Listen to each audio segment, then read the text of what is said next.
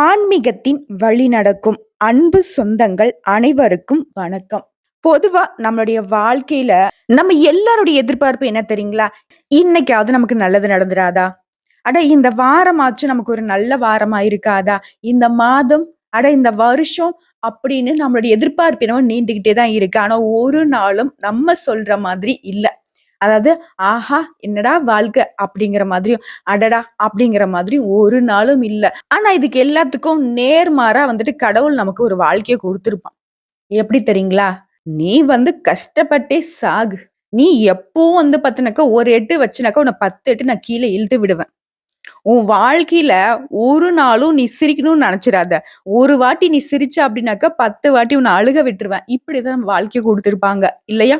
ஆனா, இது எல்லாம் நிரந்தரமா அப்டின்னாக்க நிச்சயமா கிடையாதுங்க. நம்ம இப்ப சொல்றோம் இல்லையா? இது எல்லாமே நம்மளுடைய ஆதங்கம் தான். ஆனா கடவுள பொறுத்தவரைக்கும் அப்படி கிடையாது. இதுக்கு ஒரு எக்ஸாம்பிள் சொல்லணும்னாக்க, நம்மளுடைய அப்பா, அம்மா கிட்ட நம்ம நெறைய எதிர்பார்ப்பு வச்சிருப்போம். நெறைய ஆசைப்பட்டு கேட்டு அழுது போறோம்ன்னு இருப்போம். அப்பலாம் நம்ம அப்பா, அம்மா மேல நம்ம கோபம் கூட பட்டுருப்போம். இவங்க நமக்கு எதுவுமே செய்ய மாட்டியிருக்காங்க அப்படின்னு சொல்லிட்டு. ஆனா அதுவே நம்ம அப்பா, அம்மா ஆகுறப்போ, அப்பா, அம்மாவுடைய கஷ்டங்கள் நமக்கு புரியும். அந்த சமயத்துல திரும்பி பார்க்குறப்போ, அப்பாவும், அம்மாவும் வயசாகி நிப்பாங்க. ஓகேங்களா? அந்த மாதிரி தான் கடவுள் நமக்கு இப்ப சோதனை குடுக்குறாரு அப்டின்னாக்க, நம்முடைய வாழ்க்கையில இனி வரக்கூடிய காலத்த இந்த அனுபவத்த வச்சு முன்னேறி போகணும். அதே மாதிரி அப்ஸ் அண்ட் டவுன்ஸ் வரப்போ நம்மள நம்ம தற்காத்துக்கணும். அதாவது அப்ஸ் அண்ட் டவுன்ஸ் வரப்போ நம்ம பேலன்ஸ்டா வாழணும் அப்படிங்கிறதுக்கு தான் சின்ன சின்ன போராட்டங்கள கடவுள் குடுத்துக்கிட்டு தான் இருக்காரு. நீங்க ஒரு விஷயம் சொல்லுங்களேன். உங்க வாழ்க்கைய எடுத்துக்கிட்டோம் அப்படின்னு வச்சுக்கோங்களேன். நீங்க விவரம் தெரிஞ்சதுலருந்து இப்போ வரைக்கும் நான்லாம் எப்படி கஷ்டப்பட்டேன் தெரியுமா? அப்படின்னு ஆரம்பிச்சு உங்களுக்கு பெரிய நெருக்கடி ஒண்ணு வந்திருக்கும். அந்த இதெல்லாம் கேட்டோம்னா, மேடம் அன்னைக்கெல்லாம் கேட்டீங்கன்னா உசுரு மட்டும் தான் இருந்துச்சு. அந்த பிரச்சனைய தீர்க்கிறதுக்கு நான் விழுகாத கால் இல்ல, நான் கேட்காத ஆள் இல்ல அப்படிங்கிற மாதிரி ஆரம்பிப்போம். ஆனா அந்த பிரச்சனைய தாண்டி வெளிய வந்திருப்போம் இல்ல, அந்த ஒரு பாயிண்ட் யாரு குடுத்திருப்பா தெரியுங்களா? கடவுள் தான் குடுத்திருப்பாரு. ஓகேங்களா? நம்மள தண்ணீல அழுத்துறப்போ, அந்த பந்து எப்படி மேல வருதோ, அந்த மாதிரி நம்ம மேல வரணும்னு தான் கடவுள் எதிர்பார்க்கிறார். நமக்கு வரக்கூடிய சோதனைகளும் அப்படிதாங்க. பாசிட்டிவா திங்க் பண்ணுங்க. உங்களுக்கு பிடித்த தெய்வங்களுடைய வழிபாடு உங்களுக்கு எப்பவுமே துணை நிக்கும். நம்ம ஒரு தப்பு தண்டக்கு போகல, நம்ம ஒருத்தருடைய வாழ்க்கைய கெடுக்கல அப்படின்னாவே, நம்ம நிச்சயமா நல்லா இருப்போங்க. இத மட்டும் மனசுல வச்சுக்கோங்க. அந்த வகையில 12 ராசிக்கும் இந்த ஜூலை மாதம் அப்படிங்கிறது சில பேருக்கு சாதகமாகவும், சில பேருக்கு பாதகமாகவும் இருக்குங்க. அப்படி சாதகமா இருக்கக்கூடிய அன்பர்களுக்கு இன்னும் சிறப்பா உங்க வாழ்க்கைய மெருகேத்திக்கிறதுக்கும், பாதகமா இருக்கு அப்படின்னாக்கா, அதுக்கான வழிமுறைகளும் நம்ம இந்த வீடியோ பதிவுல பார்க்கலாங்க. அந்த வகையில ஜூலை மாதம், அதாவது ஆங்கில வருடத்துல 7வது மாதமாக பிறக்க போற அந்த ஜூலை மாதம் அப்படிங்கிறது 12 ராசியில 4வது ராசியாகவும், சந்திர பகவானை ராசி அதிபதியாகவும் கொண்ட கடக ராசிக்கு எப்படிங்க இருக்கு? பொதுவாவே இந்த கடக ராசிக்காரங்க எல்லாரும் சொல்லுவாங்க அதிர்ஷ்டசாலி அப்படின்ட்டு. இவங்க போற இடம் ஃபுல்லா இவனுக்கு மட்டும் நல்ல நல்ல வாய்ப்பு கிடைக்குதுன்னு சொல்லுவாங்க. பார்க்கவும் ரொம்ப அட்ராக்டிவா இருக்காங்கன்னு நெறைய பேர் வாய் சொல்ல கேள்விப்பட்டிருப்பீங்க. ஆனா ஒரு விஷயம் என்ன தெரியுமா? என்னதான் சந்திரன் அழகா இருந்தாலும் அவர் என்ன பண்றாரு? வளர்பறையும் தேய்பறையும் வச்சிருக்கிறதுனால நமக்கு சந்தோஷம் அப்படிங்கிறது நிரந்தரமா இருக்கவே இருக்காது. உண்மைதான். மத்தவங்க சொல்ற மாதிரி நமக்கு எல்லா வாய்ப்புகளும் கிடைக்குது. நம்ம எல்லாமே செய்ய தான் செய்றோம். ஆனா, எதுவுமே நம்ம நெனச்ச மாரி நமக்கு நடக்கிறது கிடையாது. அது மத்தவங்களுக்கு தெரியாது. நம்ம என்னவோ ஆஹா, ஓஹோன்னு வாழ்ற மாதிரியும் அப்படிதான் அவங்க பார்த்துட்டு இருக்காங்க. பட் நம்மள பொறுத்தவரைக்கும் நம்மளுடைய கஷ்டத்த அடுத்தவங்களுக்கு நம்ம காட்டிக்கவே மாட்டோம். உண்மைதானே கடகராசி அன்பர்களே? இந்த விஷயம் உண்மை இருந்துச்சுன்னா கமெண்ட் பாக்ஸ்ல பதிவிடுங்க. ஏன் தெரியுங்களா? கடகராசி தன்னோட கஷ்டத்த வெளியே காட்டுறதில்ல. நான் சொன்னா மட்டும் நீ என்ன பண்ண போற? "ஓ! நீ கஷ்டத்துல இருக்கியா? அப்பா! இப்பதான் நிம்மதியா இருக்க" அப்படின்னு சொல்லிட்டு இன்னும் கொஞ்சம் நீ சந்தோஷப்படுவ. அந்த சந்தோஷத்த நான் உனக்கு கொடுக்க மாட்டேன்.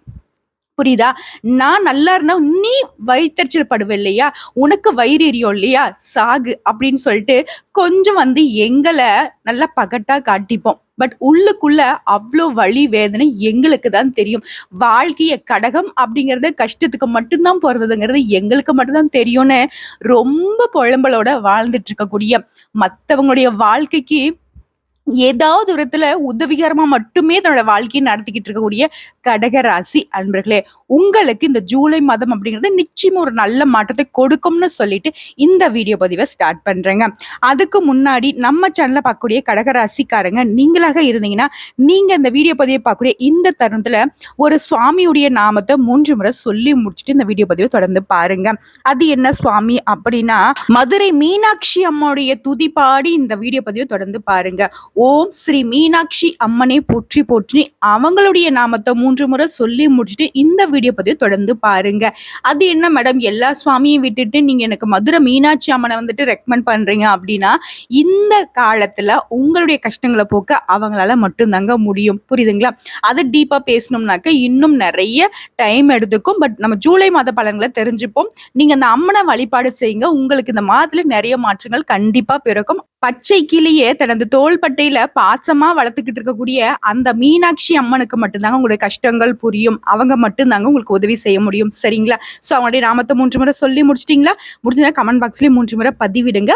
உங்களுடைய வேண்டுதல்களை அந்த அம்மன் பார்த்துப்பாங்க. சரிங்களா? அது ஒரு புறம் இருக்கட்டுங்க. இந்த மாதத்தை பொறுத்த வரைக்கும் நமக்கு நல்லது கெட்டது எல்லாமே அந்த 9 நவகிரகங்களுடைய அமைப்பின் காரணமா தான். அவங்க இருக்கிற இடத்தையும் பொறுத்தும், அவங்க யார் கூட கூட்டணி இருக்காங்களோ அதை பொறுத்தும், நம்மளுடைய ஜாதகத்துல எங்கெங்க அமர்ந்திருக்காங்க அதை பொறுத்தும் மாற்றங்கள் பிறக்கும். அந்த வகையில கடகத்தை பொறுத்த வரைக்கும் புனர்பூசம் 4ஆம் பாதம், பூசம் நட்சத்திரம், ஆயில்யம் நட்சத்திரம், இவங்க 3 பேரும் சேர்ந்துதானே கடகராசி. இதன் அமைப்புல கிரக நிலைகள்னு பார்த்தோம்னா, ராசியில புதன் பகவானும், தைரிய வீரிய ஸ்தானத்துல கேது பகவானும், அஷ்டமஸ்தானத்துல சனி பகவான் வக்ரகதியிலும், பாக்கியஸ்தானத்துல ராகு பகவானும், தொழில் ஸ்தானத்துல சந்திர பகவானும் செவ்வாய் பகவானும், அதாவது உங்களுடைய ராசிக்கு அதிபதியா இருக்கக்கூடிய சந்திர பகவான் தொழில் ஸ்தானத்துல அமர்ந்திருக்காரு. செவ்வாய் பகவான் பூமிக்காரகன் இல்லையா, அவர் உங்களுடைய ராசி அதிபதி கூட கூட்டணியில அமர்ந்திருக்காரு. அடுத்ததா லாபஸ்தானத்துல குரு பகவானும், அயன சயன போகஸ்தானத்துல சூரிய பகவான் மற்றும் சுக்கிர பகவான், இந்த அமைப்பில் தாங்க கிரக நிலைகள் இருக்கு. அடுத்தா இந்த மாதத்துல கிரக நிலையோட மாற்றங்களும் இருக்குங்க.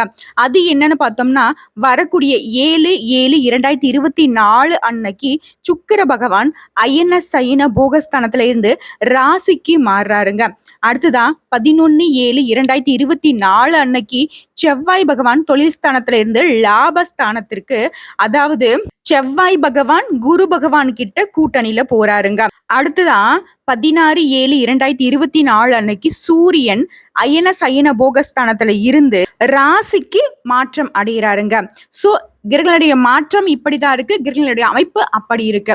சோ இவங்களுடைய அமைப்பின் காரணமாகவும் இவங்களுடைய மாற்றத்தின் காரணமாகவும் கடகராசியோட பலன்கள்னு பார்த்தோம்னா, என்னோட கடமை என்ன, பணி செய்து கிடப்பதே அப்படிங்கிற மாதிரி எப்பவுமே தன்னுடைய வேலையை மட்டுமே பார்த்துக்கிட்டு எந்த ஒரு பிரதிபலனும் எதிர்பார்க்காமல் எடுத்த காரியத்தை செய்யும் குணமுடைய கடகராசி அன்பர்களே.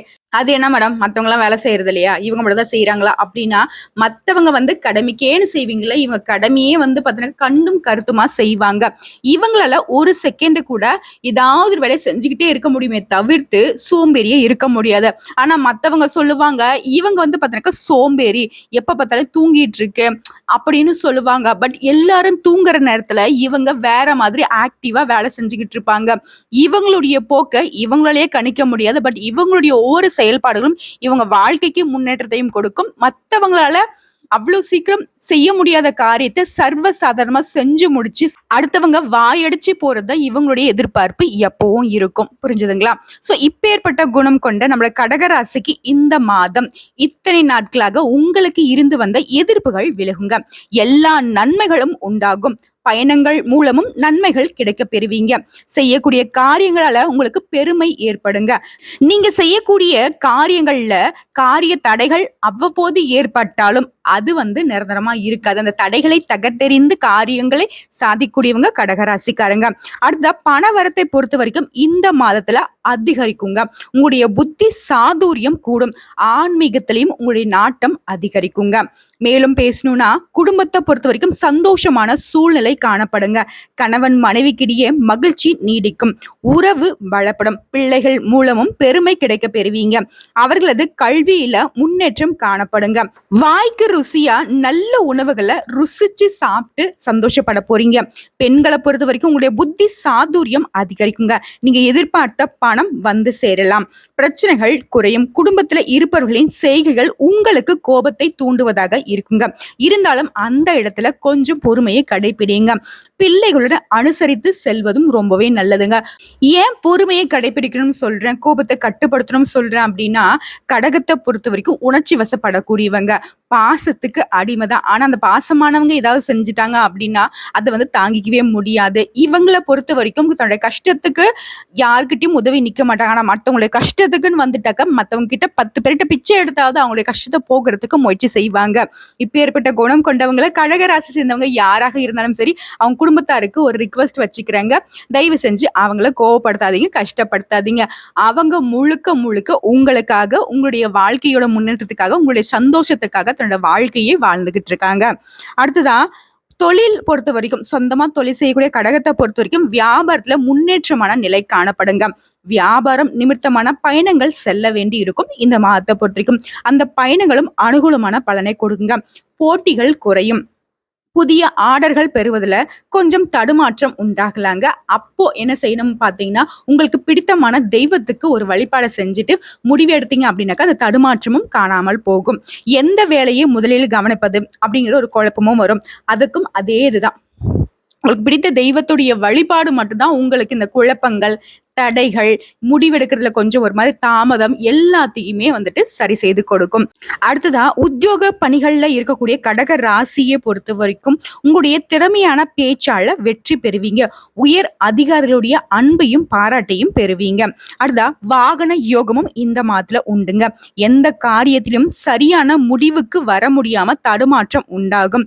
இந்த சமயத்துல நீங்க என்ன செய்யணும்னு பார்த்தோம்னா, அருகில் இருக்கக்கூடிய முருகப்பெருமான் ஆலயத்துக்கு சென்று வழிபாடு செஞ்சுட்டு அதுக்கப்புறம் ஒரு தெளிவான முடிவு உங்களுக்கு கிடைக்குங்க. அதுக்கப்புறம் பார்த்தோம்னா, மற்றவங்களுடைய கருத்துக்களை ஏற்றுக்கொள்ள முடியாத நிலை உண்டாகி அவர்களுடன் பகையும் ஏற்படலாங்க.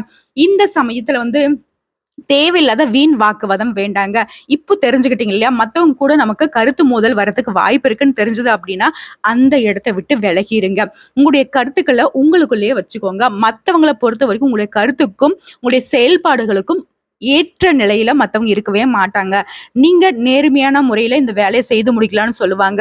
அதுக்கு ஏன் அவ்வளவு மெனக்கடணும், தேவையில்லை, இப்படி செஞ்சுக்கலாம் அப்படின்னு அவங்க ஒரு குறுக்கு வழியை சொல்லும் பொழுது உங்களுக்கு அதுல உடன்பாடு வராது. சோ அந்த இடத்துல கருத்து மோதல் ஏற்பட்டு அப்ப இருந்து பகையா மாறதுக்கு வாய்ப்பு இருக்கு. பட் நீங்க பகையை பத்திலாம் ஒரு நாளும் பெருசா யோசிக்க மாட்டீங்க. பட் அவங்களுடைய என்ன சொல்றது, குறுக்கீடுகள் உங்களுக்கு நிறைய விதங்கள்ல பாதிப்பை ஏற்படுத்தும். எதுக்கு, உங்களுடைய கருத்துக்களை வந்துட்டு அவங்களுக்கு சொல்லி அவங்க செய்ய போறது கிடையாது. சோ உங்களுடைய கருத்தை சொல்லி பாருங்க. ஏத்துக்கிட்டா ஓகே, ஏத்துக்கலையா அப்படியே வந்துட்டு உங்களுடைய கருத்துக்களை தூக்கிட்டு வந்துடுங்க. புரியுதுங்களா?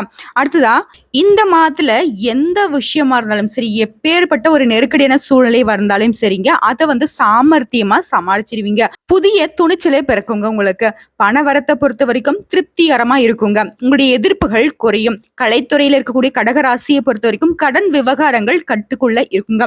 புதிய ஆர்டர்களுக்கான முயற்சிகள் சாதகமான பலனை கொடுங்க. மேலும் கலைத்துறையில இருக்கக்கூடியவங்களை பொறுத்த வரைக்கும் வீண் அலைச்சல்களை சந்திக்கிறதுக்கும் வாய்ப்பு இருக்குங்க. அதை கொஞ்சம் பார்த்துக்கோங்க. அடுத்ததான் அரசியல்ல இருக்கவங்களுக்கு கோபமாக பேசுவதை தவிர்ப்பது ரொம்ப நல்லதுங்க. மேல் மட்டத்துல இருக்கிறவங்க கிட்ட வாக்குவாதம் ஏற்படலாம். அங்கேயும் கவனம் தேவை. அடுத்ததான் மாணவர்களை பொறுத்த வரைக்கும் கல்வியில நாட்டம் அதிகரிக்கும். ஆர்வத்தோட பாடங்களை படிப்பீங்க, முன்னேற்றம் அடைவீங்க. இப்ப வரைக்கும் பார்த்தது வந்து பார்த்தோன்னாக்க பொது பலன்களை பார்த்திருக்குங்க. இதை வைத்தே உங்களுக்கு ஒரு ஐடியா கிடைச்சிருக்கும். இருந்தாலும் இப்போ வந்து தனிப்பட்ட முறையில நட்சத்திர பலன்களையும் பாக்குறப்ப உங்களுக்கு கூடுதல் விவரங்களா இருக்குங்க. அந்த வகையில புனர்பூசம் 4ஆம் பாதம் உங்களை பொறுத்த வரைக்கும் இந்த மாதம் நினைத்த காரியத்தை செய்து முடிக்கக்கூடிய சூழ்நிலை உருவாகுங்க. பண வசதி கூடும். தெய்வ சிந்தனைகள் அதிகரிக்குங்க.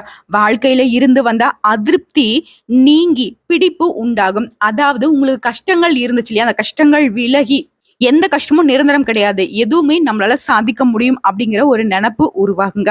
அடுத்ததா இடமாற்றம் தொடர்பான சிந்தனைகள் உத்தியோகத்துல இருக்கக்கூடியவங்களுக்கு உருவாகலாங்க. அடுத்ததா நீங்க எதிர்பார்த்த ஒரு நல்ல தகவல்களும் வந்து சேருங்க.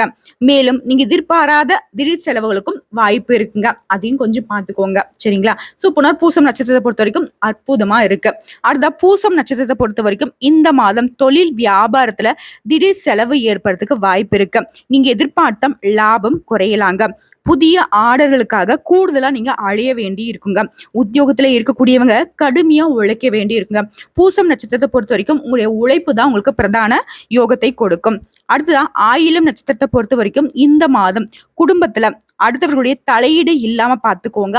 அவங்களால உங்க வீட்டுல பிரச்சனைகள் தலை தூக்கிறதுக்கு வாய்ப்பு இருக்கு. அடுத்த உங்களுடைய கருத்துக்கு மாற்று கருத்து உண்டாகலாங்க. கணவன் மனைவிக்கிடையே மனம் விட்டு பேசுவது நன்மையை கொடுக்குங்க. அடுத்ததா கடகத்தை பொறுத்த வரைக்கும் பரிகாரம் அப்படின்னு பார்த்தோம்னா, தினமுமே மீனாட்சி அம்மனை வழிபாடு செய்ய உங்களுடைய கஷ்டங்கள் விலகி குடும்பத்துல நிம்மதி சந்தோஷம் நிலைக்கும். காரிய அனுகூலம் உண்டாகுங்க. உங்களை பொறுத்த வரைக்கும் அதிர்ஷ்டமான கிழமைகள்னு எடுத்துக்கிட்டோம்னா ஞாயிற்றுக்கிழமை, திங்கட்கிழமை இந்த நாட்களை உங்களுடைய புதிய முயற்சிகளுக்கு பயன்படுத்திக்கோங்க. அடுத்த உங்களை பொறுத்த வரைக்கும் சந்திராஷ்டிரம் அப்படிங்கிறது வரக்கூடிய 24, 25 இந்த நாட்கள்ல எங்கும் கவனம், எதிலும் கவனம். எந்த ஒரு புதுசான கமிட்மெண்ட்டும் இருக்கக்கூடாது. யார்கிட்டயும் வீண் வாக்குவாதம் இருக்கக்கூடாது. வெளிநாடு வெளியூர் செல்றதுக்கான பயணங்கள் எதுவும் இந்த நாட்கள்ல மேற்கொள்ள கூடாதுங்க. அடுத்த அதிர்ஷ்டமான தினங்கள்னு பார்த்தோம்னாக்கா வரக்கூடிய 17 மற்றும் 18 இந்த நாட்களை சுப நிகழ்ச்சிகளை செய்ய பயன்படுத்திக்கோங்க. இவ்வளவுதாங்க. இதை மட்டும் சரியா பயன்படுத்திட்டீங்க அப்படின்னாக்க கடகத்துக்கு ஜூலை மாதம் அப்படிங்கிறது நிஜமாவே உங்க மனசு போலவே எல்லாமே நல்லதாகவே கொண்டு வந்து சேர்க்கும் அப்படிங்கிறது கொஞ்சம் கூட சந்தேகமே வேண்டாம். உங்களுக்கு பலம். கடக ராசியை பொறுத்த வரைக்கும் எப்பவுமே சக்தி துணைன்றது இன்றியமையாத ஒன்று. அந்த வகையில சக்தியின் வடிவமாக இருக்கக்கூடிய மீனாட்சி அம்மனுடைய துணையை எப்பவும் வச்சுக்கோங்க. நான் எப்பவும் சொல்றதுதான். நம்ம பார்த்தோம்னா இப்போ இந்த வீடியோ பதிவை கேட்கக்கூடிய தருணத்துல மட்டும் நினைப்போம். மீனாட்சி அம்மன் டெய்லியும் வழிபாடு செய்யணும், மீனாட்சி அம்மனுடைய பாடல்கள் கேட்கணும், மீனாட்சி அம்மனுடைய நாமத்தை நம்ம சொல்லிக்கிட்டே இருக்கணும்னு நினைப்போம். பட் நாளைக்கு கூட மறந்துடுவோம். இதுக்கு நமக்கு ஒரு பிளஸ்ஸான விஷயத்த நான் சொல்லித்தரேன், கேட்டுக்கோங்க. சிம்பிளான ஒரு விஷயம் தாங்க. நம்மளுடைய போன் தான் நமக்கு எப்பவுமே நம்ம எடுத்து எடுத்து எடுத்து பார்த்துக்கிட்டே இருக்கக்கூடிய ஒரு விஷயமா இருக்கு. அதாவது பொன் பொருள் எதெல்லாத்தையும் கூட விட்டுடும். ஏன் நம்ம பெத்த குழந்தைகளை கூட விட்டுடுவோம். ஆனா போன் அப்படிங்கிறது ரொம்ப இன்றியமையாத ஒரு விஷயமா படிச்சு நம்ம கண்ணு நம்ம தொட்டு பார்க்குறோமோ இல்லையா, நம்ம போனை அடிக்கடி தொட்டு பார்ப்போம். அதுல மீனாட்சி அம்மனுடைய போட்டோஸை வால்பேப்பரா வச்சுக்கோங்க. சரிங்களா? நீங்க எப்பெல்லாம் போன் எடுக்கிறீங்களோ அப்பெல்லாம் பார்க்கும்போதெல்லாம் மீனாட்சி அம்மனுக்கு ஒரு வழிபாடை செஞ்சிருங்க. எப்படி மேடம் அங்கங்க வழிபாடு செய்யறது அப்படின்னா ஒன்றும் கிடையாது. அம்மா மீனாட்சி தாயே நீ தான் துணை அப்படின்னு சொன்னா போதும். அவங்க எங்க இருந்தாலும் ஏத்துப்பாங்க உங்களுடைய வழிபாட்டை. இவ்வளவுதாங்க. இதை மட்டும் செய்யுங்க. நல்லதே நடக்கும், நல்லது மட்டுமே நடக்கணும்னு சொல்லிட்டு இந்த வீடியோ பதிவு இதோட முடிச்சுக்கிறேங்க.